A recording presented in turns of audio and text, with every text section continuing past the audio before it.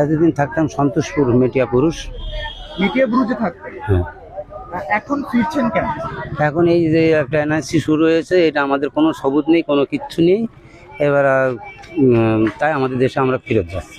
আচ্ছা, এটা আমাকে বলুন, বিজেপি সরকার আসার কারণে কি ফিরছেন? ওই বিজেপি সরকার আসার কারণেই তো এই এনআরসিটা শুরু হয়েছে না।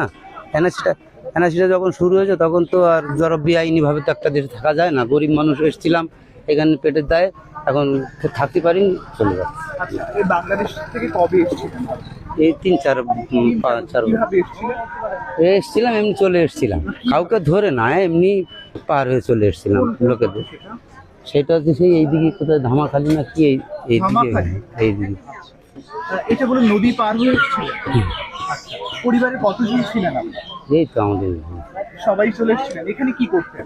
আমি ওই রাজমিস্ত্রি কাজ করতাম, রাজমিস্ত্রি কাজ করতেন। আর ডকুমেন্টস, লক্ষ্মীর ভান্ডার, সুযোগ সুবিধা এইগুলো আমাদের।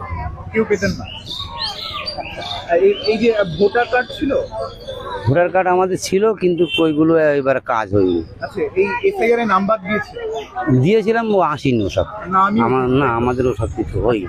এটা বানিয়েছিলেন কিভাবে ভোটার কার্ড? ওইটা যে জায়গায় যে এলাকায় যে ছিলাম সেই এলাকার লোক বলতো যে তোমরা বাংলাদেশি লোক, এখানে বিনা সবুজে থাকলে তোমাদের ধরে মারধর করবে, তেড়িয়ে দেবে, তা তোমরা এটা একটা কিছু করে নাও। তো তার করে দাও বলে আর দিইনি।